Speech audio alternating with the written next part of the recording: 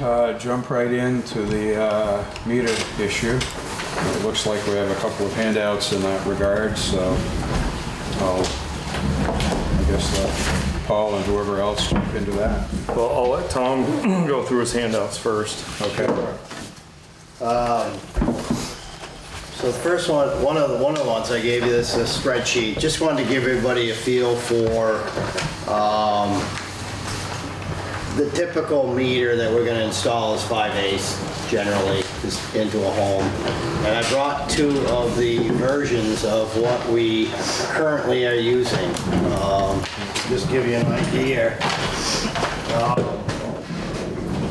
That's at 5/8 right there. So this one here is the T10. That's holding. I'm sorry. Which gets installed in this corner horn. I So noticed that at the very you end. see the price of the T10, the corner horn, the pack joints, and then a valve if we only put the one valve on there. Some places we go into, we have to shut the house off outside and install two valves because theirs is in very rough shape. So this is giving you a price of this particular meter. The other meter over here, which is pretty versatile, we can install this without it gets installed without the corner horn. So you can install it vertically either way. It is pricier, and the problem with this meter is if we have a problem with that meter or if that meter freezes, you rip it out and put a new one in. It's junk. Not serviceable. No. Correct. Yeah, okay. I have a question on that meter, real quick. Sure. You said it doesn't matter which way, but what is recommended for it to be in place? Well, it depends on the house, you know, if it's in the So that's what wall, it's meant for, it can go any... it can go either Yes. way. You can Okay. you can put it right in like that, or you know, if it runs along the wall, you can put it in this way. But there is drawbacks to that one. And the other thing, keep in mind, when we first started putting meters in, back in 2010, roughly, these batteries have a 20-year lifespan. And that's what that other slip is here. Replacement for this register. You replace the whole register. That's not saying we're going to replace any of the guts in the housing either.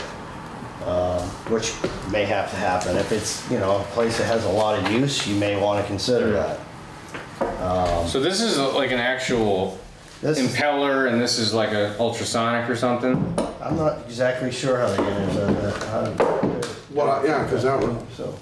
Oh, okay, so it does actually flow through. Yeah. I thought it was just a pipe. Believe that, I dig in the memory banks here, I believe that's Doppler. Okay, yeah, acoustic Doppler. Yeah. Okay. I use those for flow meters. Yep. Same thing.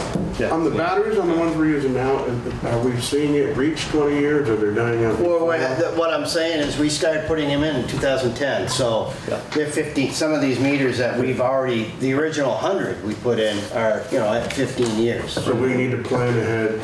That we're going to be replacing at least at a minimal this at today's cost $266 And A piece. a piece. today, well, yeah, this was, when was this one? So And last, do we know how many meters are we're going to fit into this? Where we're going to need to do that? Do we know how many exactly? Okay, so like I this said, is the the original quote, ones we started putting in 2010. We put 100 at the pilot program in 2010, and we've been putting them in ever since. Back when we first started putting meters in, I recall we had about 450 meters in when we first started putting meters in. So currently we have 1,072 meters installed. All with the same original batteries? You've never changed any? We've never changed any of them. If they're those, those meters, yes. That being said, really, if you look at the price of the T10 at $302.58, Right. if we're going to end up replacing any of the innards in it, we might as well just replace the whole meter right. at the difference in the cost. As long as that difference stays, Right. right, exactly. So, anyways, and so then you know, the 700, roughly 720 left over we need at an average cost of the 518. We're looking at $373,270 just for material. Just materials. Okay. On this same sheet, I did come up with this guy's name. I haven't had a chance to call him, but that is the New England Yes. Backflow is the name of that company. Yep, and that was something I had figured out too, so I was gonna bring that Is there up. a separate backflow that's required for the second meter anywhere? Backflow? Yeah, No. nothing of, No, we're not required to put in backflow unless it's. That's typically community regulations. Okay. Like, if we wanted backflow in the city of Newport, we would, in our water ordinance, we would say we wanted And what backflow. are the pros and cons of putting that extra piece of equipment in? Well, I mean, the pros, it's all pros. I mean, because if you put in a backflow device, say a water main breaks and you create a siphon scenario and they're washing their car and they got the hose in the bucket and it pulls that soap back into your system. I mean, any industrial type thing should have a backflow. Or RPCs. Right, or RPZ, reduced pressure zone valve. Yeah. So that is something we definitely want to consider for any industrial type. Are we doing anything like that now? Columbia or? Oh, if businesses are required to have the Okay. RPCs, yes. All right. I couldn't they're- remember they're seeing that. Testable ones, so they get tested yearly. Yep, okay. The problem, when we first started putting these in, when you put in those double checks, it creates pressure also in the system. So we ended up we were installing the thermal expansion tanks. Just for a backflow preventer?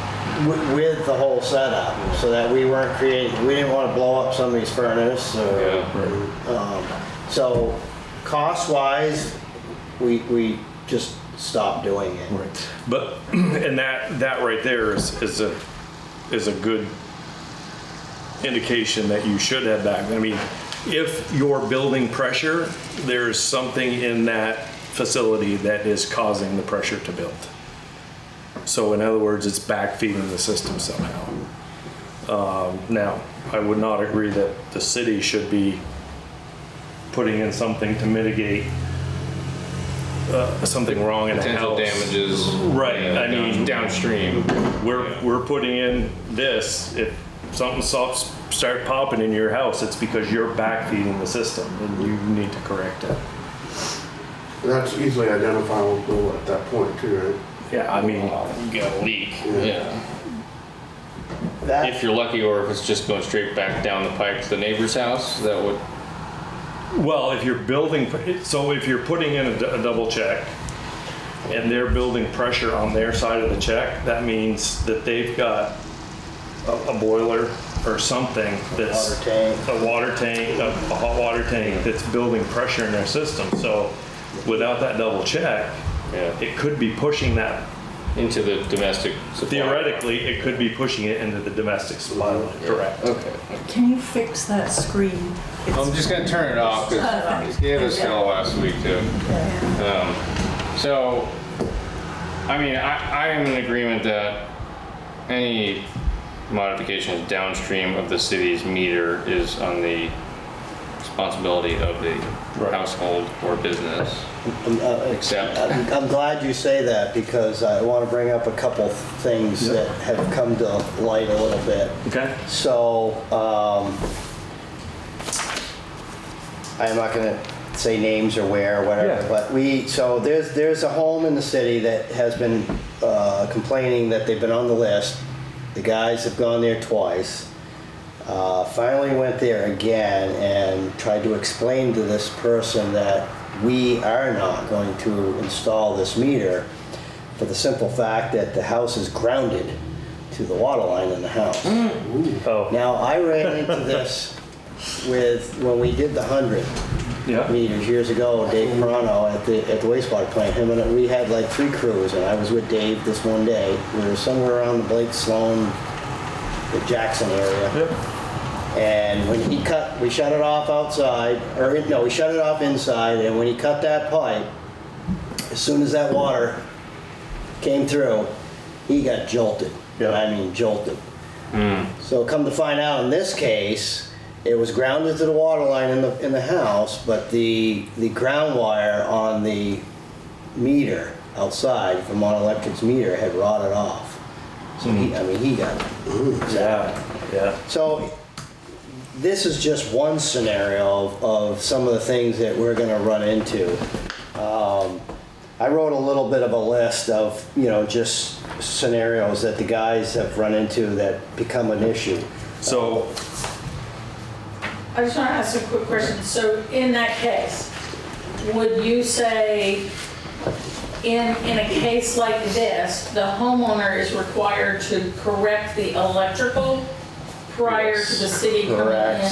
See, this is the argument. Don't want to get in an argument with homeowners, but there's places we've come into that, I had a bookshelf, I'll use my house. I had a bookshelf built around my water line. It was there for years. I redid it when I got the place and left it there. Well, I had to rip it out to put the meter in. Or yours is coming through the basement and you've got a partition wall or something. It's up to the homeowner, to me, to do whatever they need to do to their home, electrical, even plumbing wise, in order for us to be able to install that. Yeah. And this person has been arguing with us about it. So we need a little bit more guidance on, no, we're not. We flat out said we are not touching this. so we need to, in our ordinance rewrite, Yes. I just put a note that needs to be added into the ordinance rewrite. So the other thing, if you, And there needs to, well, before you go on and Sure. change, there needs to be some sort of grace period and then a penalty thereafter, like 90-day or 120-day grace period, and then Yeah. if you don't address the issue and we can't come in and put a meter there, then we need to start Yeah. incentivizing you to put in a meter. Yeah, because, electricians are not readily available. So how do you describe this issue, Tom? well, Prohibitory. Right, there needs to be a prohibition of Unsafe. grounding the Unsafe. house, resident, or, I mean, it's clearly a past practice. Yeah. oh, yeah, absolutely. Well, I don't want to get too specific into like the issues because we don't want to bottleneck ourselves Unsafe into conditions. specific issues. should So probably But- broadly address that, right? it doesn't even need to be unsafe. It just means to be like inaccessible or non-retrofittable hookups get But a that's- certain grace period before a surcharge or But penalty is that's- applied. So we're announcing that they have to prep before they can receive the meter. Can we give them a handout of what we would expect that prep to be? I think that you need to do a list of, this is a list of items a non-inclusive list of the items we will be looking at before we install a meter. And give them like 3 bulleted points. No grounding, These are room for the required. meter. So typically, that's their first time they go to a house. It's generally speaking is going to be to go there to look at it Right. and assess it. If the person's going to be there for a while and they have the time, they could install it if it was a perfect setup. Yeah. But usually it's just to go to say, okay, yeah, here's the criteria that we're looking for. You need to do this, this, and this, and then give us a call and we'll Yep. go back and we'll install it. Yeah. But we've had a few recently that, well, no, you're installing them elsewhere. You need to fix this. Well, we're not fixing, we're Right. not hiring electricians and additional plumbers and carpenters Well, you to could, but you get. modify somebody's house. Right. Yeah. Yeah. So again, I think part of the why I'm bringing it up is because this could come out of here that it's very clear to everybody that they are responsible for that, Yeah. not to argue And with that needs fighting to my be, guys. that needs to be in that ordinance rewrite. And it's Yeah. clearly, And unfortunately, it's not your fight to fight. It's got to be written down in the Council ordinance before mandate. anybody can do anything. Right. And the sad part is like it means a lot more paperwork for your guys. to like literally issue a slip ticket to Stacy downstairs and say, here's a 90-day grace period or 120 days or whatever, 180 days. And then after that, you gotta start charging them a surcharge or a penalty until we can get a meter in. But we could, people downstairs could, when we say, okay, this is our meter plan and we're gonna move forward, you could literally put out a flyer saying, if you want a meter, contact us, but your electrical system can't be grounded. You could give it. There can be nothing around, That's what I was there referring needs to be a 3-foot square around the pipe. There needs to be, and then sort of to give them a heads up that if we come and inspect and you haven't met all these things, it's on you. You're going to the back of the line. Right. Yeah, Sort I of, mean, I guess. you know, I'll be a honest with you, I bill don't think some people are gonna know what grounding to their No, water line means. some won't. Some won't.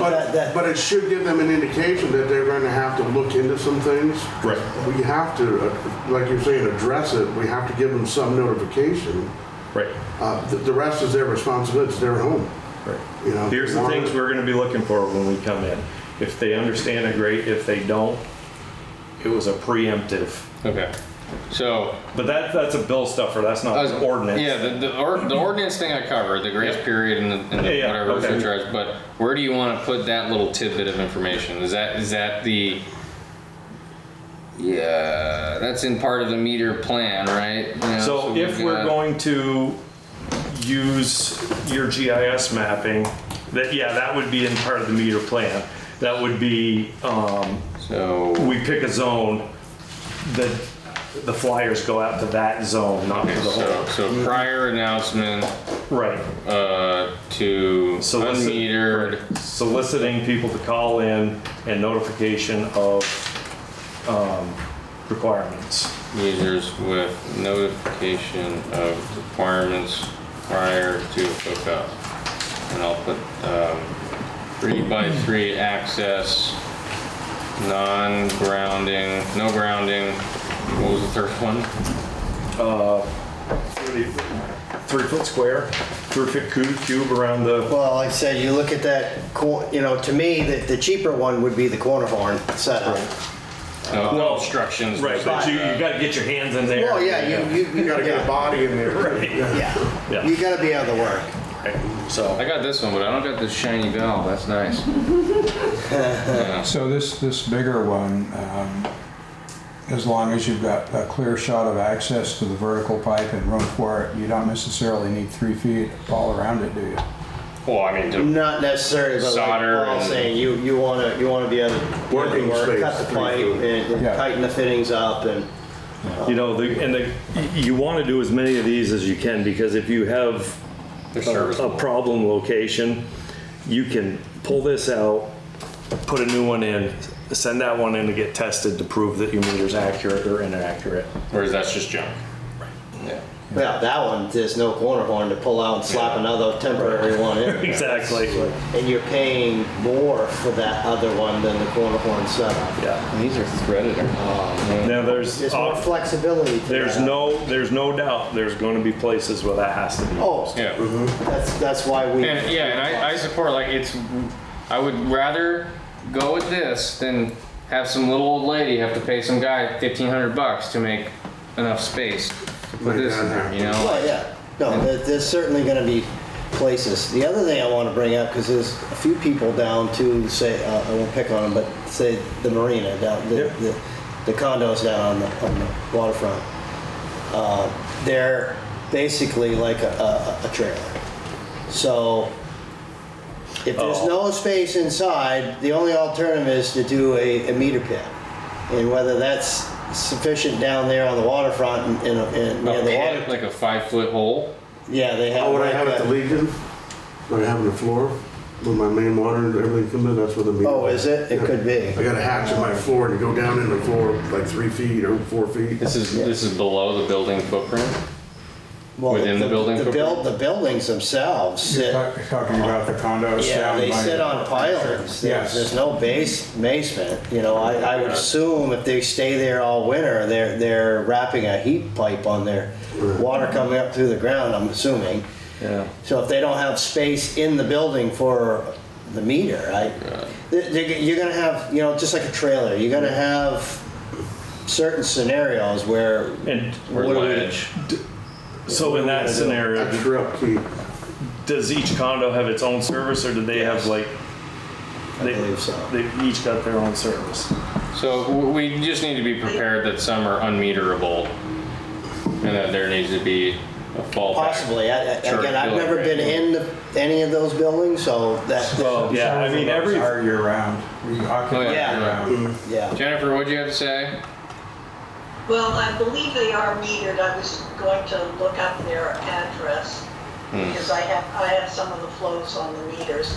The other thing that you wanted is the plumbing needs to be correct, is Okay, yeah. accessible. As well as the 3 feet around, you might have 3 feet, but you might not be able to cut into the pipe. Yeah. And clearly getting this out in advance and getting it to all the people who want meters first. And then the other thing is bringing up the situation that Paul recalls and you're just about to talk. What about the ones where it really is not economically feasible? We have to have some criteria for Right. allowing people to continue unmetered. Okay. But that's where the average would apply, because we would have enough data to apply that average. Well, you know, I don't know if it needs to be a flat average, but we could look at the building's number of bedrooms Right, or right, right. you know, the number of baths. Or and comparable, find- whatever. Comparables, Yeah, I'm yeah, sorry, yeah, yeah. yeah. Okay, so Jennifer, say that again. We need a whole nother line item here for those unmeterable hookups. How did you phrase that? I don't recall, some sort of dispensation for an exception to the rule. The places where it's simply not cost effective to Going meter. forward. But how you determine that criteria is gonna be one of the problems. Right. Too. But, Okay. unaffordable, I think unaffordable would be the situation.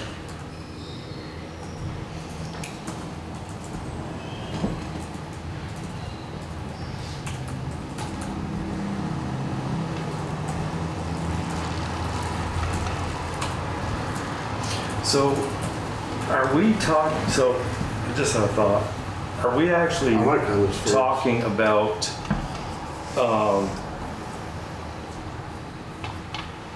a water and sewer?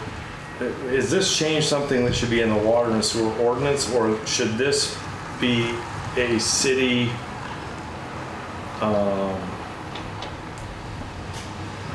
policy for existing resident metering? Because once everybody's metered, the ordinance should only address new connections. I would think it should probably be in the ordinance just to have the power Yeah, behind it, yeah. even though it's temporary, but John might know better on that one. I agree with that. I think it needs to be in the ordinance. Okay. I've started looking through the ordinance and the statute from the point of view of the rewrite. Yeah, I think absolutely to be enforceable, it has to be in the In the ordinance. Yeah, ordinance, under that okay. meeting, it'd be the enforceable. So nothing else would be enforceable, no other type of, Well, if it's just a policy, it's not enforceable with the same level of teeth behind it. You know, a policy is really just a guideline as to how you operate. so I'm just wondering if there's a way so that we don't have all this stuff. I guess you redo the ordinance after everybody was connected. You'd have to just do it that way. Well, there's actually a provision in the ordinance that says it's supposed to be reviewed every 5 years. Well, Well, it's taking us 5 years, so that's fine. Do we have to, with the verbiage, use extenuating circumstances as well? You know, Well, outside of extenuating circumstances where we can't put the meter. We've kind of, yeah, we've kind of got that. it's really economic or physical feasibility. Right. That would be. But the tricky part You is, can assign it pre-existing only, so you can limit it, no new Right. construction can be, non-conforming to the existing requirements. Right. Um, Right, yeah, it should be a non-issue for new construction because it can obviously be planned as part of the process.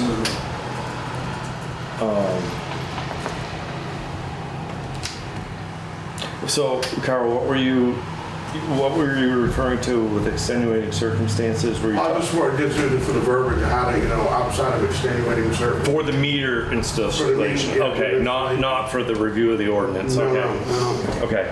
That way it's always clear in there that outside of that, we're stating that we know there's a few that are going to be that.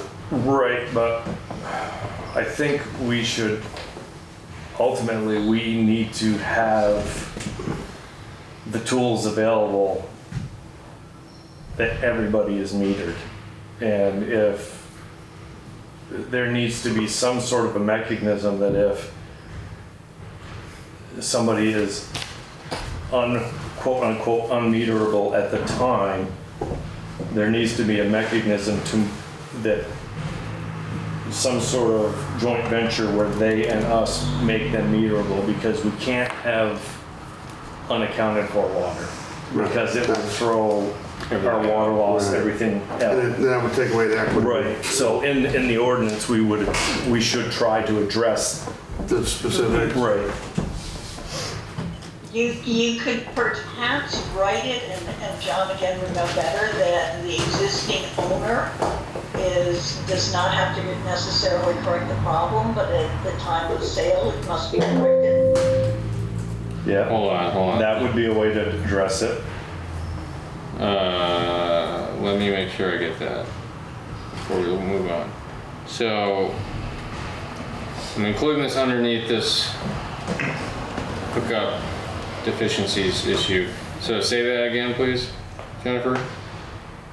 That pre-existing situations must be cured at the time of sale. Oh, okay. So just saying that, if something has to be done at the time the property is sold. I don't know whether that's legal or not, because it might preclude the sale of a property. It sounds like building codes, which we don't have. Well, we can start building step by step with water and sewer. Right, I mean, everything is meterable. I mean, it just could possibly require a pit. I mean, even if a house is quote unquote unmeterable inside, you could put a small, It's just the cost. right, it's a cost, and how that cost is Yeah. Assessed. assessed or shared or, Well, those pits What need is to the be cost heated. of a pit right now, Tom? Do you have any? If it's outside, probably more than likely. What the was that, cost of a Jennifer? pit. I have no idea. The only meter pit that we have that I know of is at Prairie Beach. But we pull that meter every fall and put it in the spring, so Because it's an open hole. it's not a typical pit that I think you'd end up having Right, where, it's gonna be one of those fiberglass ones. because otherwise it's gonna freeze. Yeah. Yeah. So I've never really dealt with them other than the one at Prairie Beach. It would be interesting to investigate that as a sideline. I mean, certainly before we write this. Yeah. I'm noting You know, that. I hate to say it, but I don't even. Oh. I find it hard to believe that the return on investment. I find it hard to believe the return on investment for installing. Carl, can I make sure that Jennifer can hear? That the return on investment of installing a meter in a pit where we got to get a backhoe, bring in gravel, bring in some sort of, confined space retaining structure so that you can actually get down and take the damn thing out without it collapsing on you or freezing and causing more problems. That does not seem to me like it's going to pan out over the lifespan of a 15-year meter measuring a single household. Like, that's where I think that those are the circumstances where we just charge you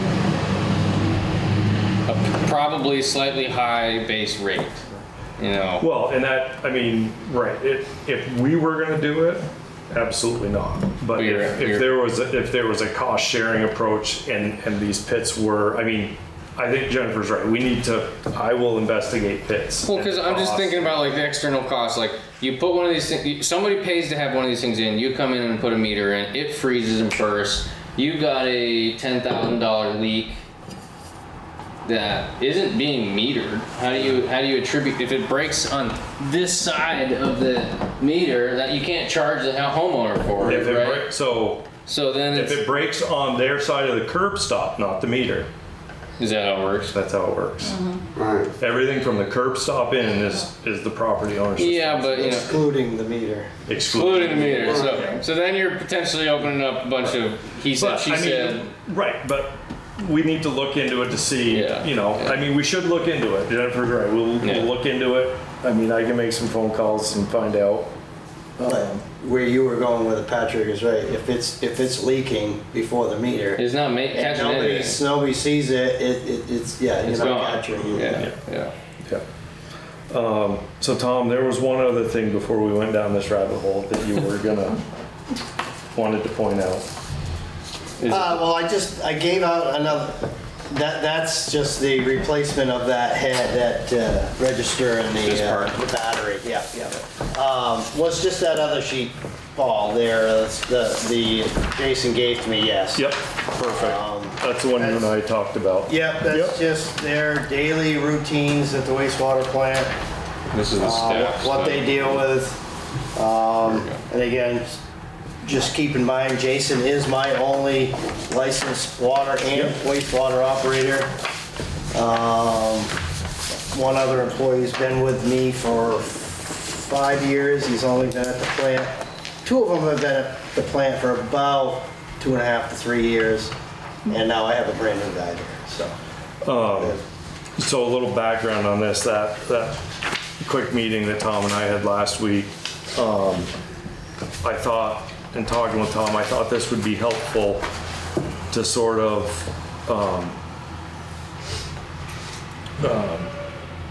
speculate, theorize on how much time the employees are actually going to have outside of their regular. This just brings a reality to things on what they're working on a regular basis.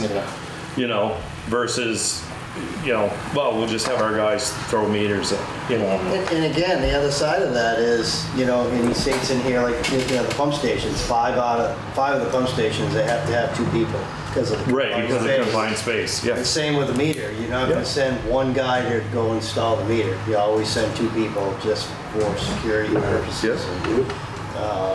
So, and that's of the crew of 4. Yeah. And here's another scenario I never really think too much about it, but wastewater guys, they only have 1 truck. Yeah. So typically if 2 get in the truck, go somewhere, the other 2 are at the plant because that's their only vehicle. Yeah. Not to say that if they had an emergency at the water plant that they wouldn't jump in their own rig and run down there, they do, but you know, the city's not putting gas in their vehicles or anything like that either, so. Okay. No, it's a, you know, it's a lengthy list of things that they do on a daily basis. Yeah. And it isn't just, you know, most communities, you're either a wastewater guy or you're a water guy. Yeah, and that doesn't have We're both. both. They do both. So to sort of wrap up this A on our agenda, what I've been working, so I contacted, as you'll see on this Thai sales thing, I contacted Dave Harris. He's our territory manager. I've known Dave for about 30 years. And the name that Tom brought up, Paul Whittemore, is the owner of New England Backflow. They're out of Auburn, Mass, right? Auburn, Mass, I think. They are the company that will go into a system and do meter installs, and they will give you, you know, they'll do a complete package for you, so you know what you're in for before they get here. But the other interesting thing, so that is one thing we could do. We could work with this New England Backflow, ask them to come to a meeting, sort of run through our scenario with them and see what they have to offer. Now the other interesting thing I learned, which I did not realize, is that Thai Sales has financing options. I didn't get into detail with Dave about the finance, what they offer for financing options. So you don't know if it was municipality? Oh no, it's municipal. So, Yeah. but that is another avenue. And I'm sorry, Lori, I continually forget the name of the company you mentioned. CoBank. CoBank. Yeah. That is another avenue that we could investigate along with the CoBank option. So anyway, Dave is willing to come and sit down and talk with us. I do have a question about that. Like, are we paying for a middleman to provide the meters and subcontract people like Fred's, or are they sending their own guys up They're here? sending their own guys. Okay, so we're not getting screwed out of just being them being middlemen. We're just They shoving literally- That's what they do for Okay. business. The one and only contractor, no southern. Yep, no subbing. I like that. Okay. Yeah, And the situation with CoBank is, CoBank, the farm credit leasing is actually what the program is, and they provide the funding. We would go get the package Right. and then take it to them for the funding source. So in theory, we'll pay a premium to go to Tide, but it would be less Well, we work don't- on the city's end. We don't know. I mean, we ultimately we need to get a proposal from Backflow, and then we could go to Ty and to CoBank and say, here's what our project looks like. What does the financing look like? And Dave did say that he felt that if we did the project as a whole, we would see better meter pricing. Oh, I'm sure you would. I know Yeah. you kind of mentioned that. We're Yeah. only buying X amount of meters Right. a year.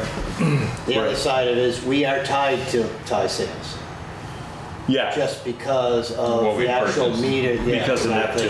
too. Yeah. The radio reads, the, how we read the meters. I mean, we are. That's the problem in the water industry. When you pick a meter type, Oh, it's the problem. Yeah. Well, you don't wanna You go- are- Software, Especially when you buy- hardware, whatever you buy. you're Especially stuck when with you it. buy them in bulk.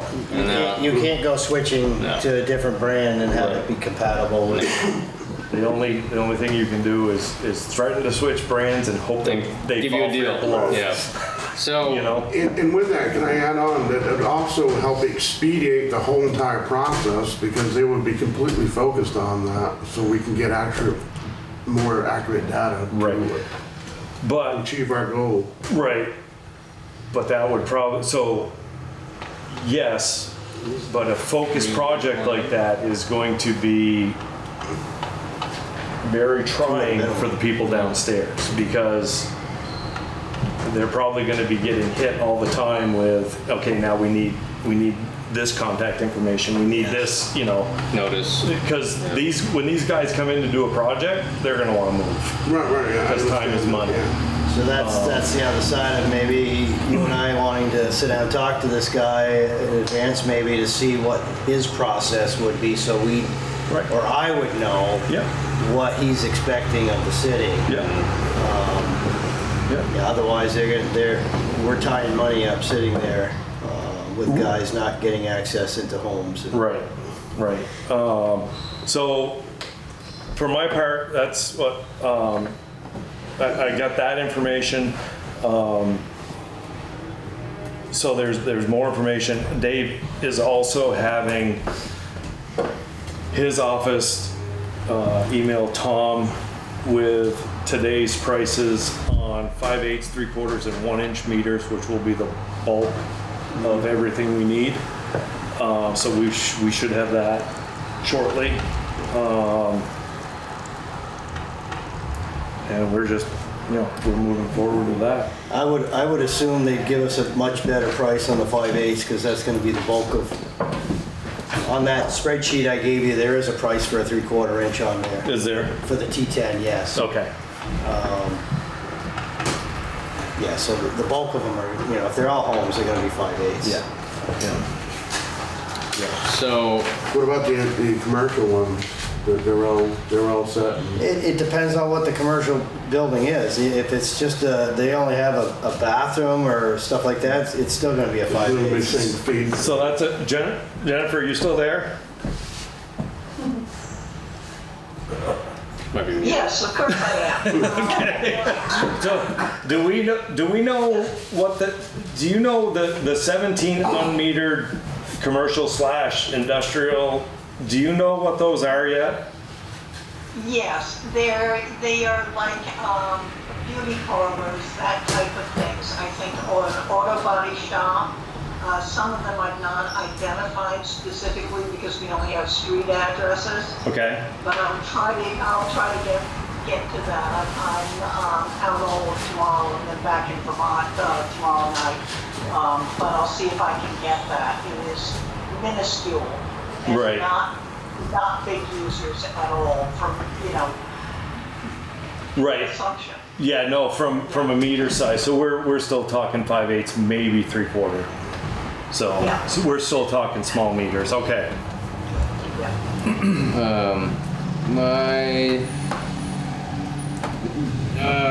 my cynical question would be, we can't give these guys straight breakdown of what type of hookups to expect. Like we have a Well- number 852 or whatever that is, but that doesn't jive with the number that we've got mapped as unmetered, and that doesn't allow us to say you can guesstimate how many 5/8 versus 1 versus plus size hookups. Is it just going to be a rate for this range of number of sized hookups?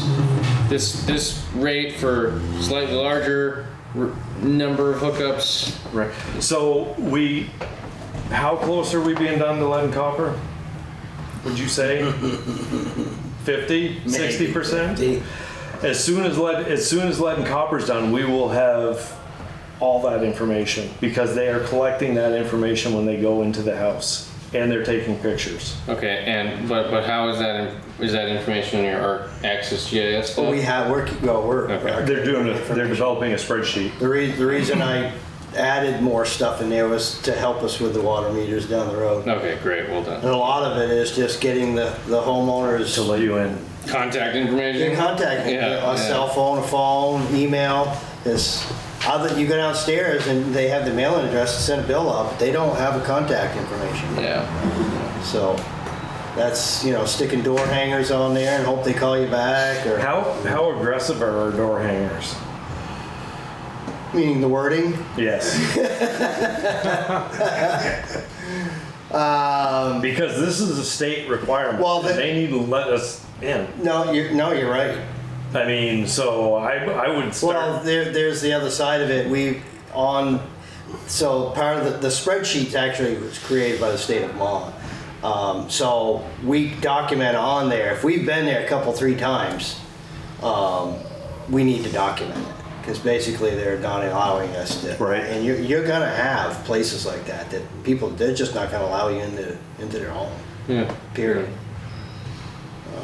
Is there anything at that state level that could offer any advice or guideline to what we should do? Well, I think that needs to be an ordinance thing, and that type right. of person That needs who to- refuses access for us to install it, there needs to be some harsh, something with their rate. I don't, how do you guys think we should, Yeah, refusal of entry. If you won't let us in, we're shutting you off after Yeah, that's so many the attempts. bottom line is, work with us or we're going to cut you out of the loop. So it's quickly becoming apparent our ordinance needs to It's on your become list. priority.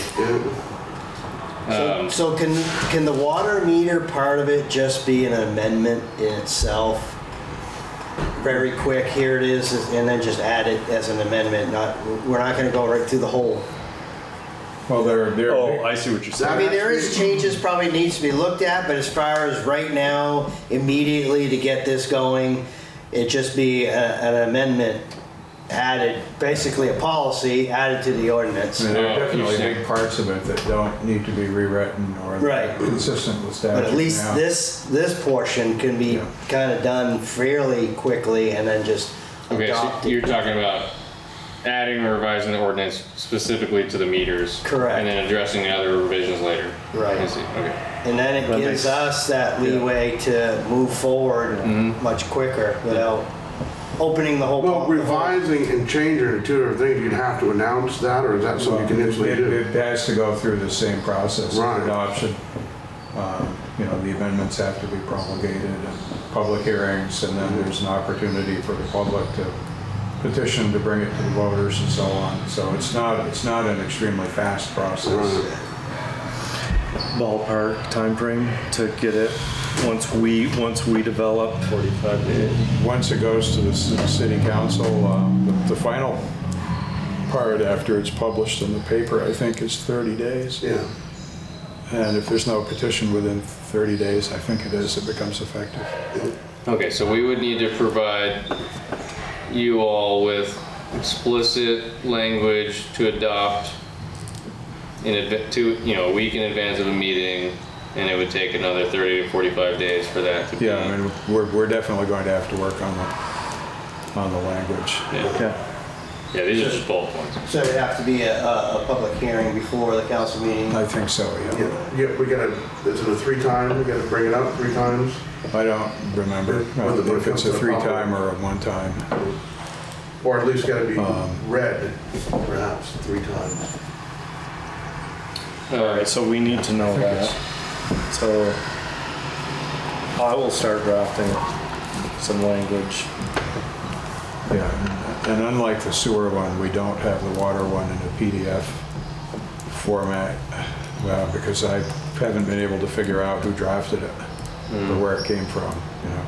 I was able I'm to- sorry, The sewer we don't. The sewer we have in word processing format because I was able to track down who drafted it, but the water one, I haven't been able to figure out who drafted it, so I haven't been able to track down a word processing document that we can work with. But worst case scenario, I can try to run it through. I have Adobe Acrobat Professional, and I think I can. Does Jen have any insight on that? Jen, can you hear us? She might be muted. Yeah. Well, I can. No, because I tried with Adobe Advanced and could not get it to do anything. Is it a scanned copy? I have a reasonably clean one of the water one, so I'll give that a whirl. I mean, they're not terribly long, right?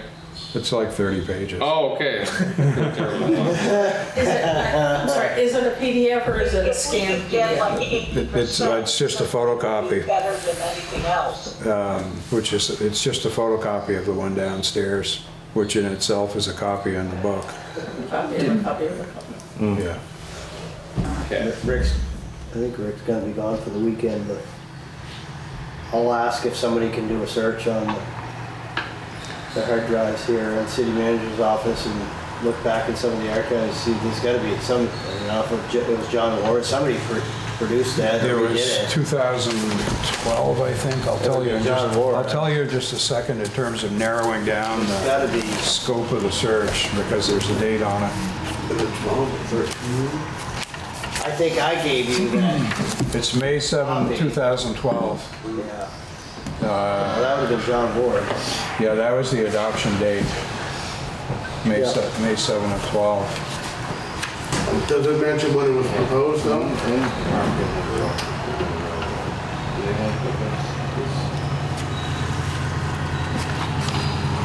No, and it effectively Honestly, I don't. repealed whatever came before it. Well, water goes all the way up to Clemens. I don't recall that. I wonder if they're on, they have their, they're along over there. Okay, so I can pick them off the list. Which one, Terry's? Lieber? No. They're not the end. They're on the left. Yeah, they're on the left. I'll get rid of that one. It kind of throws up the numbers. Some of the railroad is on the water system. Where do you know that of? Looking at the bills, Oh, we're okay. billing Montreal, whatever it is. Yeah, Montreal, Boston. Yeah. I'm halfway through doing the conversion on that stuff. Okay. Thank you. So wait until I can do the conversion on what's metered and what isn't. Okay. Don't know whether I can look right now.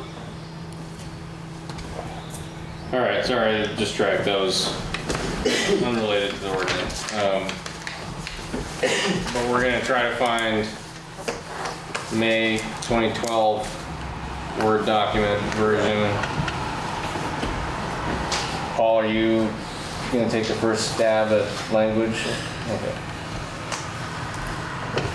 So I am, right now for myself, I'm gonna research the cost and reality of meter pits.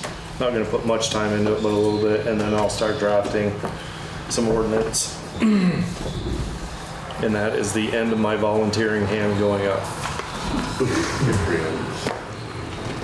And well, you said you're gonna talk to Ty. Is that what- Oh yeah, I'll talk to Dave, yeah. The pits are probably have them on. Yeah. What's it called? Ty what? Ty Sales, I know it's a T-I- Sales. Okay. So we got some deliverables. Did you say you were gonna try to find the 2012? Yeah, I'll try to find that. I mean, it obviously has to be on a hard drive somewhere here. Maybe it's backed up on a server. Yeah, I would imagine that whoever drafted it must have given John probably a Microsoft Word version of it. I would assume somewhere. I'd do a search on my computer. I'd see if I even have it. I think I'd already looked, and I had a paper copy, but I didn't have the. Okay. Delved into that deep. So we've essentially come to the determination that like there's very limited staff resources to do much other than fill in the data gaps through the copper lead study to help inform what Ty Sales will need to put proposals together to finance and install through third-party contract. So that's the path to try to get some of these installed. Yeah, but I guess we need a proposal from Ty before we figure out where we're gonna find that money, so we don't have to. we actually need a proposal from New England backfill. Ty's Oh. proposal would be The finance. financing of it if we thought we could do it. Okay. And we'd Sell probably it. look at both Ty and Coke. Ty and Coban. Right. I mean, the other question is, how do they normally do that with a contractor? Does he? I mean, most contractors around here want to buy their supplies and mark it up. Are we buying the material and supplying the material? Right, and that's a question That's still within the negotiation. for Paul Whittemore, Yeah. you know, and I think that you and I can have that conversation with him, or, you know. And he just gives us a proposal for the cost of install. But we want to be pretty certain that we're ordering the correct number and type of meters. Oh, yeah. Oh, So we can't do any of that before the copper. Well, Ty Sales stocks, I mean, and they're just down, A supply house. and- yeah. well, as I think as I said before, you get a 20-year lifespan on these meters, on the battery. Yeah. Or even the meter for that matter. Yeah. So if you're thinking you're not gonna get all of them in for 3 years, do you really wanna buy all your meters now? Yeah. You know, maybe we do a purchase through them for the lump sum of the meters, but you get those meters, say, you get 200 now, 200 6 months from now. Right, yeah, you don't year bring from them now, all you're- in and put them in our warehouse. You 'Cause now feed you've already- off yeah. their refreshed You've already stuff. lost 2 years of life out of it sitting on the shelf. Right. Yeah, If it's totally. sitting on their shelf, they are responsible. Oh, and that's because the battery lifespan is based 20 upon. years. It's already ticking against you while it's just sitting there doing nothing. Oh, okay. So that's good to know. Not something we can really write down other than it's just like, that's just like a best practice from ordering and procurement side of things. Well, right, if we didn't do an all-in project where New England Backfill said in 6 months, I'm gonna have the city done. Well, that'd be different. That'd be different, right?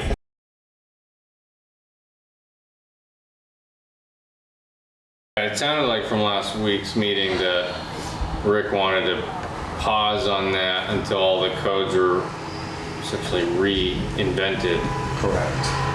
from Chip, right? Yes, from, Chip.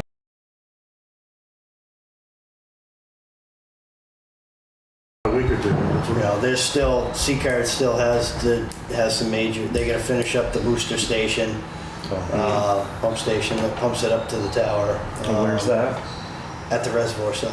It is at the reservoir center. Oh, it's the reservoir, not the water. Well, so we still have the reservoir with a floating cover and liner. So it's like Our a 4-bay to prime the. Our 1.1 million gallon holding tank is our primary source of the water. So the pump station's there to feed it up to the tower that's, is it 320? Can't remember what the total gallonage of that tower was, but you don't want to put too big of a tower up there and get rid of the reservoir because then you don't have the turnover. Whereas in the reservoir we do, because the reservoir feeds the east side. Then you're not worrying about water quality and, Stagnant. yeah. Okay. All right, so it sounds like we can't really move until we have the updated billing codes on Nemrick systems. Correct. And then we'll have to go through and make sure that all of the itemized costs and revenues for that matter are in the right department. Correct. And that's a line by line thing. So that's almost an entire meeting right there with Tom and Frank. And anyone, does Stacy or Jim need to be here or? Probably Stacy. She's kind of been on that, right? If Lori was still here, I don't know. They just had a meeting, right, before us? Yeah. So, I don't know. Has anybody heard what that timeline is for are they still going to try to get it in place for the end of June? Patrick would probably have more of the insights. I haven't heard any other news since that last news. So, I mean, the way it sounds like Chip, it sounds like for Chip, this is like a week exercise. Okay. And it's really about how long is it going to take downstairs to adopt it and reprogram themselves to figure out what their system is. So I can't say, but it didn't sound like the consultant side of the work was going to take very long. It's really about them having it all set up so that starting July 1, it's a new system for the new year. Gotcha. So it sounds like we don't really need to consume what's oxygen on this until after July 1 anyways. Because that jives with his timeline. Sounds like Chip and Stacy and Jim will have their timelines. So I'll just put a note here. So our priority right now needs to be the ordinance to give Tom and Jason the leverage they need to get into places. Right. And then talk, your work, Patrick, with the GIS stuff, the potential different zones. I am still waiting on some of the building data from Frank. Okay. I'm hoping that with your conversations with, what was his name? Jim? Tom? Bill? Dave. I knew it was a single syllable, Sounds like right? you have one of those names, one of you. when they tell you like what they need to pull together a scope and an estimate, Right. then we can say like, okay, what information do we need to use as a proxy to figure out like, sure, this is a 5/8 line. Sure, this is a 1.5 inch line or 2 inch line, and then we can kind of figure out rough numbers based on that. Jennifer says she's half done digitizing the addresses for the metered bills. Correct, right, Jennifer? That's correct. Okay, great. And then I can take her list, cross-check it with our GIS map list, pull out the ones that have been metered since those data were updated, get those out of the equation, and then we can start trying to refine the scope for Dave to put a proposal. So my ArcGIS is rudimentary at best because I took a class 20 years ago. It's changed a lot. Yeah. So Tom's spreadsheet for the lead and copper, will you be, that's address based, I'm assuming? You have an address associated with each. Yes. Will you We have be span able- numbers. Span's fine, yeah. Okay. Will you be able to take that information, take that spreadsheet and associate I can it's a join. copper? Yeah, if there's a span or an address and the address is literally Physical. type that has been evaluated, can be used to hand over to Dave, Perfect. saying like, okay, here's a list of spans, property number, property spans, addresses, supply line size, Whether it's got and to shut off, whether it's, if that's information's in there, yeah, that can all be in there. Be in the picture. I don't know if they wrote that down or not. Okay. but I didn't is the look at it. picture, so is the picture attached to the spreadsheet? No. So, but there's a name, a picture name associated with, okay, Okay, so they could click on a parcel, say, all right, this picture ID, I go open a folder and find that ID, and I can inspect what they saw. okay, perfect. That's good enough. Yeah. And honestly, if I don't know how to do this off the top of my head, but I might be able to import those photos and assign them based on their ID and the ID in the column. So we'll get there if we have to, Okay. but yeah, ultimately, if you give me a spreadsheet and it's got spans and physical addresses, I can merge them all together. You give me a time, preferably. I know you work too, but during the day, maybe we can meet at the garage with Corey. Okay. Corey does a majority of all my mapping, and he headed up the spreadsheet, and Oh, he's very savvy with it. Tuesday afternoon. Huh? Tuesday afternoon. I'd have to check with him. He's been kind of off. He just had a little baby boy. Oh, congrats. So I could So do Tuesday- Monday or Tuesday after 3, or the following week, a couple different options. Monday, Tuesday Really should after not be 3. showing everybody my calendar. Right. And, There's some Let me- sensitive private. let me check with him. Okay. See if we can make something work. Let me know. Yep.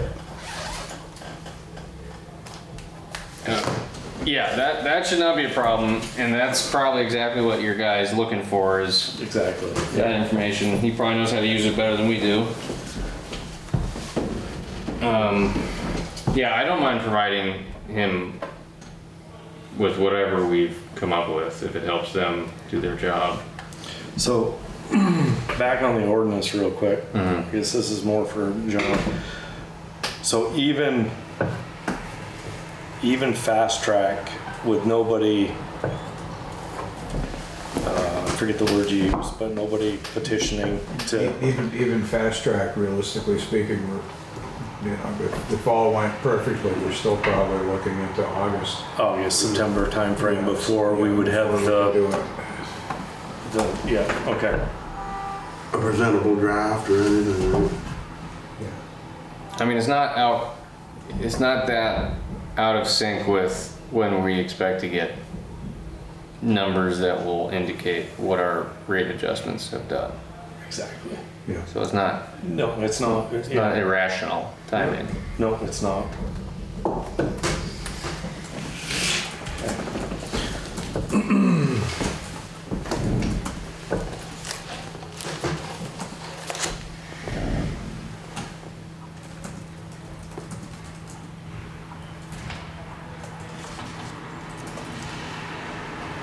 And Tom, to me, as I work on this draft of, this first draft of ordinance, anything that pops into your head that, you know, like the grounding, just Yeah, shoot me a one-liner email or something yeah. so that I can add it in. Now you say that, I was gonna add to that first bit when I started talking about the electrical. As you know, you don't know what you're gonna run into when you go into a house, you know? Is it copper? Well, if it was, great. Right. Is it galvanized? How bad's the pipe look? Yeah. Or is it PEX? Which is a different animal now, so they all everything takes different fittings, and the guys are a little leery about using compression fittings inside. You know, should we, if it is galvanized, should we look into buying a small thread, you know, to thread the pipe, to thread the galvanized, so that we're not, and then transition. so we're not using compression fittings inside. Right. We're gonna So there's a use- lot of little scenarios that they're not being plumbers. Right. They're a little nervous about. So you don't solder these then, they're probably. We don't do any soldering. No, it's called about a union, right? So you don't have two dissimilar metals touching each other. It causes breakdown in the metal. Well, you know, Like in a water heater? that does pose another problem. If you're putting brass and galvanized do not Yeah, coincide. you gotta be careful. Especially, you know, buried in the ground type of scenarios. That you know, that brass is going to eat that galvanized up. Yeah. And it's even worse if you got something grounded to it. Yeah. It just I exponentially. have to show you a picture because, you know, we started this whole process and not knowing everywhere we got meters. So Gardner Park, we use Gardner Park as an instance. Yeah. We do not have a meter at Gardner Park. We've been wanting to rehab that building. So I went into the building, kind of looking at it a while back. You know, there's an 1.5-inch line that comes into that building, galvanized, and it's hooked to brass. Yeah. No meter, and you ought to see the threads on that pipe. And mind you, the water comes up here, and there's 3 electrical panels right here that have some serious juice going into that facility because it feeds everything in that Lights, park. Yeah, big service too. Yeah. So I've got a water project I need to work on fairly soon because it's a disaster waiting to happen. So Good catch. we definitely, this lead and copper, I think is coming to, with the approach we're taking is definitely, how do we determine how strong our wording can get on these door hangers? Are we at stage 2? You've already put them on one. Oh, no, I put them, I had 2. So I printed off a second notice. there's a state program that's governing this lead and Yeah, copper water thing? supply. It's actually EPA. Yeah, EPA, which the Water Supply Division adheres to. So does the EPA actually promulgate sort of first, second, third stage wording? Are their regs that detailed? Some Not really sure, to be honest with you. federal regs are. So mine wasn't. Reach They out to somebody in the state and ask. have a guideline of what, I mean, the flyers we put out, we created. Then we put a second notice. Again, don't want to be too rude, but right, but again, How far there's can I- certain how can- stages that are more stern than others Mm-hmm. to get the point across. Before we're gonna cut you off or whatever. well, that, you know, the other side of it, the lead and copper, just as well as the meters, I have to meet that. Oh, yeah. And we're struggling with that. Yeah. And it's very time consuming. Out of curiosity, why does it have to say lead and copper? It's a lead and copper rule, but basically they're looking for lead lines. Exactly. Exchange So lead the for copper's the copper. standard. Okay. Right. So we have the guidelines for the shutoff from the state. There's an entire chapter of state statute that governs that. I think I sent it to her. Yeah, I would downloaded almost it, use sent it it to her. verbatim. And I mean, that sounds like it's written for delinquent bills. But we don't have the ordinance to enforce it. To establish. To establish that we follow that. Well, it's cross-referenced in the water ordinance, but I'm not sure that the water ordinance, there have been some amendments to the state statute that are more recent than the water ordinance, so the ordinance needs to be brought up to date to match the statute. So what's stopping us from writing a strongly worded flyer referencing the statute Go on. and working towards updating the ordinance in the meantime? Because, you know, again, this is I don't want to use this term scare tactic, but it's a jolt or a kick in the ass to get people to respond. And anything that says something about statute Well, can elicit a response usually. what are the consequences for non-compliance with this lead to copper? I don't actually know if this is the right Setup. flyer. They haven't talked about enforcement or fines or anything, Right, but But it if comes you down don't to the comply, city. eventually you are going to get fines. I'm sure. Yeah. Now, is that levied to the city or at the No, that'd be home? city. That's We're the responsible party. So we need to protect us. Yes. So the EPA hasn't sent any revised guidelines about that in recent months. I ask only because I saw some news stories to the effect that the Elon Musk crowd was repealing some of the funding for lead programs. So, no, because that was enacted, I was still in the water district. Because we were doing lead and copper. We did our lead and copper reports. It was a long time ago. So now it's not a funding thing, it's an enforcement thing. So it has no connection to federal funding for No. ongoing lead No, remediation then in municipal water. no, you need to have this completed before you can even apply for federal funding. If we're not in compliance, we're cut off from funding. You're cut off and you're gonna get fined.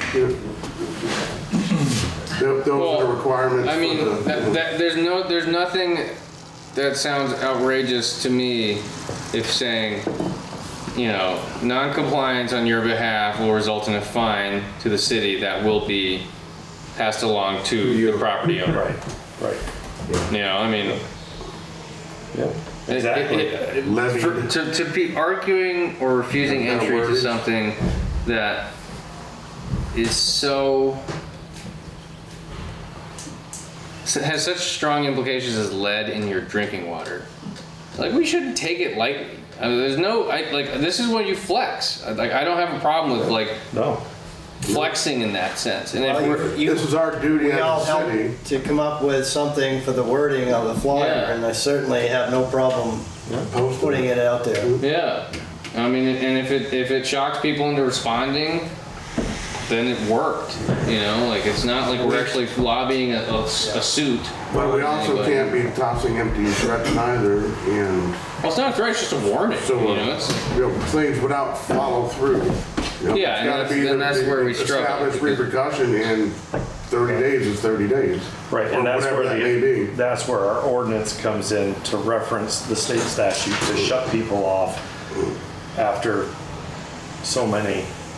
yeah, because I guess if the city shuts off the water, they're no longer supplying water to a lead contaminated So system. when we give that You can take that off of the your red preemptive list. letter, but we don't have to give specifics, a preemptive letter saying, due to statute, Vermont statute, blah, blah, blah, everybody has to be compliant cities, etc.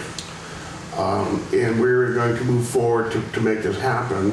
Please be advised, you're on the list. Well, and Something of the sort. because it's water specific, any fine that would be levied against the city, I would think would be levied against the water utility, which means that the consequence of non-compliance is that the fines will be added to and will result in additional increases in your water costs. Yeah.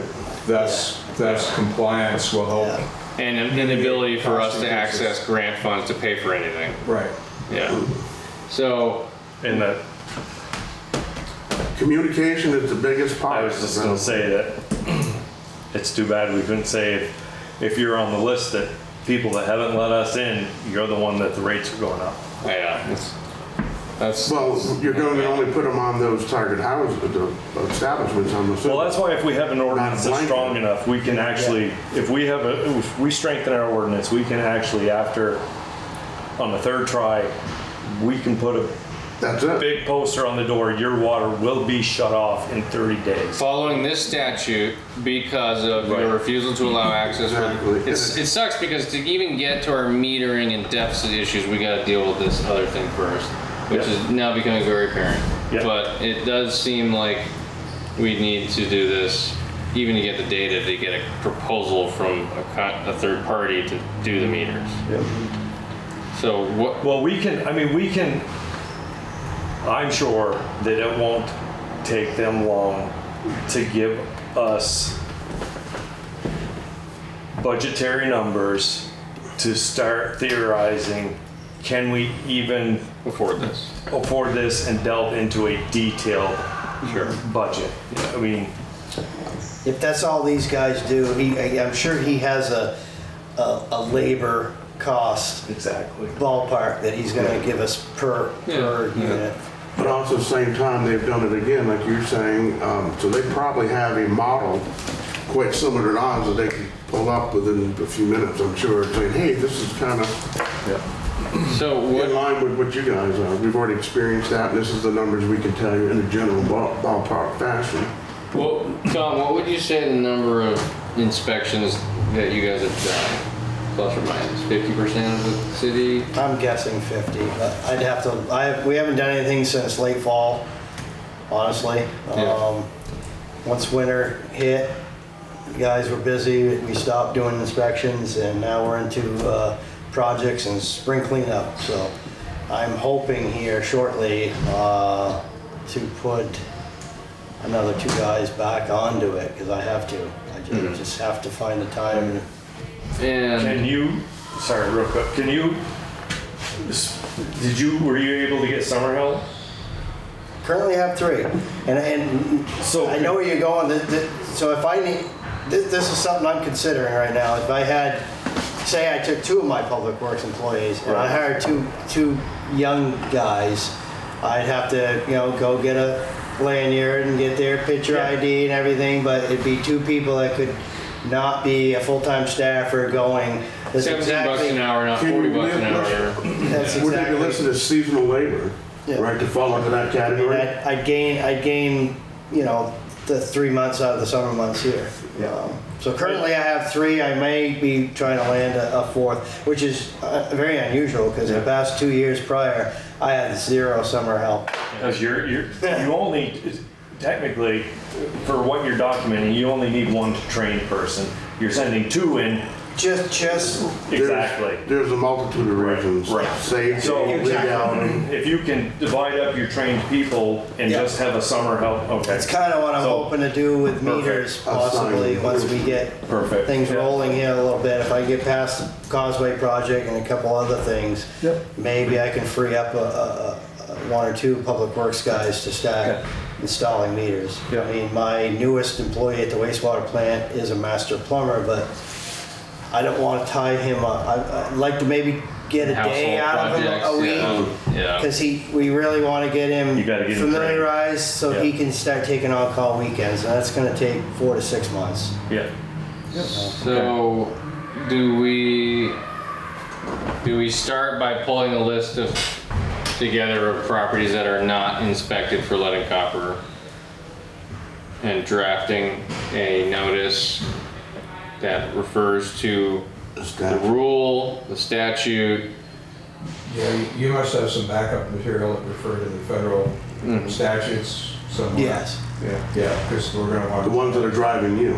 Yeah. I don't mind taking a stab at a strongly worded notice using I mean, whatever the you flyers is gonna be the only way to go right now, because if we've got half the information now, I'm not gonna send out a mass mailing, because it'd have to go to everybody. Or if I try to, oh, these are the only ones I need, we manually have to, label every envelope. No, I can figure that We out. actually, no, that's exactly what we had to do. We had to subdivide, if they contacted us, everybody got this one letter, or you got the galvanized needing replacement, or you were considered an unknown. So when we actually did the mailing, we had to physically, I printed them all off. There was no way we could link them through downstairs to have them do it, so it was spit it out on an envelope or a piece of paper, put in an envelope. We physically had to do every one of them in the city of Newport. I know what you're saying, there's no master It list was to a apply to that. process. I had practically my whole crew in my office at the garage. Licking I envelopes. spent a whole day going through the checklists and making sure we had it right. It was a pain in the butt. I've done So, stuff like that. so just to be clear, you're saying there's not any easy way to extract the uninspected property information from. There may be, but there was no way that we could do a mailing just to those, the way they print them off downstairs. Is it possible that you could share that spreadsheet with at least Patrick and I? Yeah, actually, what I'd like to do is have Patrick and Corey and I get together and at least familiarize you with it, Yeah. and then, we certainly can. Yeah, because I'd like to see what it's recording also. Yeah, because if there's a column, you got all your information. If there's a column that says like no response or refused entry, I can. That helps with your mapping too. Well, yeah, but you just pull those out and. if We'd you- have to make sure we can manipulate it because it's actually the state's Yeah. spreadsheet that we're still adding to, that we have to submit to them. Yeah, go ahead, Jennifer. Yeah, send that to me and I'll see if I can integrate it into what I'm doing, Okay, which might make it a little bit easier. okay. Depends on what information is there, but potentially can manipulate it. Yep. Yeah, because if it's got like what she's probably getting at is if it's got. If you copied it, Well, if we can copy it, and if it's got the span or the address, we can pull out from our other data set the mailing address, and then we could do a mail merge where we literally print the 700 or 800 addresses on little sticky address labels. And yeah, you're still stuffing envelopes into 700, or stuffing letters into 700 envelopes, but you don't have to write it all out. You just oh, we had them, they were all, Oh, you did? we had the Okay, labels. okay. The problem was, you either fell into two categories. You were either an unknown or you were a galvanized needing replacement. Everybody got the main letter that I sent. I see. But then the other half the city got one of these other two letters, so you had to make sure I that got the proper one. Ann's location had one or two of those other letters, and it had to make sure you had the right one in there. Okay. If you've done it by whatever, as long as it's an Excel or a CSV, we can manipulate it. Okay. try our best. Yeah, hopefully we can manipulate it. We should be able to. All it takes is one extra space and it screws everything up. I've been going through that because I'm going through the water with the sewer. There are a lot of waters that don't have sewers. Yep. Okay, so So from there, yeah, that's definitely telling us that the lead and copper study and the ordinance are the two priorities going forward. Because it was to be turned in no later than October 16th, 2024. Okay, I guess that makes that a bit of a priority. That'll up that game. Don't worry, the EPA doesn't have anybody left working there, so. Yeah, that's right. No, but the state of Vermont enforces EPA here. Yeah, they're a little stricter than EPA sometimes. Yeah, state of Vermont has priority. So that's been delegated to the state then by the EPA? Yep. Yeah. And is that, Because the way the state of Vermont works is the state of Vermont has primacy over all regulations. is their rules are stricter? Generally, yeah, they are. So does that mean that we're dealing with DEC drinking water? That doesn't apply here. We're dealing with DEC drinking water? Yeah. I mean, those people might have examples of other municipalities where they've had the same issue and have had to issue their own notices. Right. And strongly worded mailings. So it might be something where we just like, hey, we're struggling to get hit this target because we're getting refusal of entries. And among other issues, do you have any suggestions on how to navigate that? So I can look at that. You know, maybe the door hanger needs to say your water service may be lead and poisoning you. Yeah, I mean, have you ever seen cigarette containers from other countries? Yeah. Pictures of the black lungs, you know, like that's all it takes. I mean, you probably want But to then let you us have to, and again, with that statute, to make sure they know it's a law, a rule, and all that. Yeah. Well, it's like all the lead paint disclosures for pre-1978 residential sales now.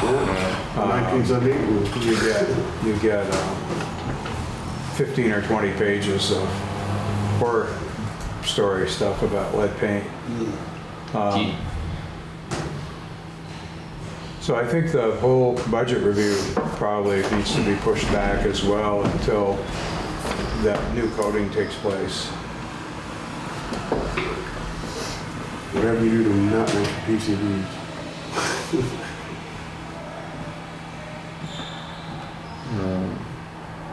Known.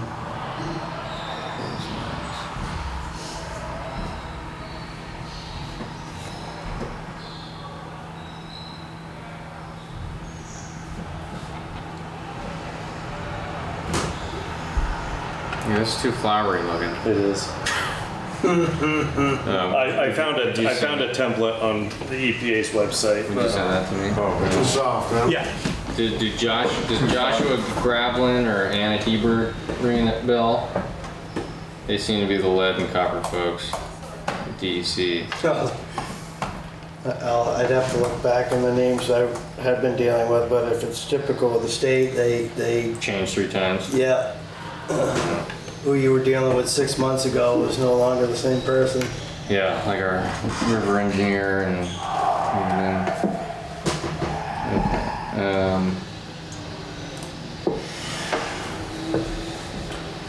So yeah, I think it's worth seeing if there are examples of or suggestions from the state as to how other municipalities have crossed that bridge and resolved that problem, just to avoid reinventing the wheel. Well, a lot of all the letters that we actually sent, they're all templates that they produced. I mean, the wording you couldn't go altering the wording. The wording is what they wanted you to send. So I'm sure The standard notice. Yes. So do you think they would be opposed to us sending? No, if we're putting a flyer or our door hanger out, I don't think they'd be opposed to anything. Just not throwing their logo on it. No, but what I was saying, like the letters that I had to send out were all templates that they produced. Oh, sure. The first couple notices. Yeah. You didn't have to sign or anything, they were already just displayed, or you signed. The municipality puts their name on it, Right. but the verbiage is all Universally. done by them. Yeah, it's just a form that you copy onto the city's letterhead, basically. Yeah, exactly. Manipulate. Undo. Good.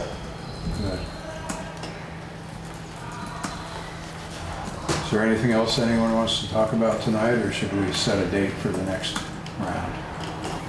I think we got a lot accomplished and identified too. That should really net a lot of information. Yep. So, And Patrick, you'll send your notes. I will send my notes. Awesome, thank And then you. I will look through them again and make sure they're. Jennifer, Oops, wrong. Jennifer, oh, there you are. Yep. is there anything else you had John was asking? No, nothing. I think we covered a lot, and we've got a group of assignments, so we'll see. So, does it make sense to set the next meeting for 2 weeks from tonight, which would be June 12th?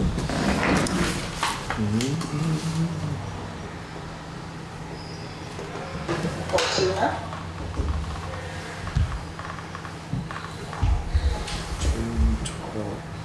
Yeah, I'm okay with that. Same time? Same time, 6:30? 6:30? I can do that. Now, what were you mentioning, Jensen, about or earlier? Well, you know, if anybody wants to meet earlier, but we all have a fair amount of work to do.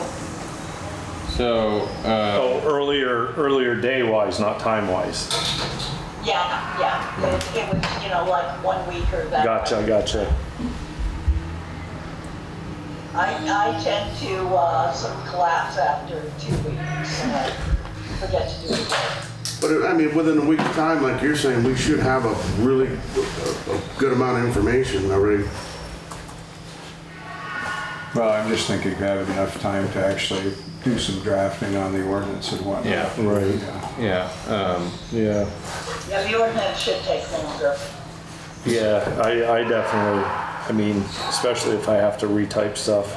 yeah, the other thing is like, I don't know how quick Dave is, but it's probably prime season and getting a proposal or even a draft proposal within a week is probably pretty ambitious. Yeah.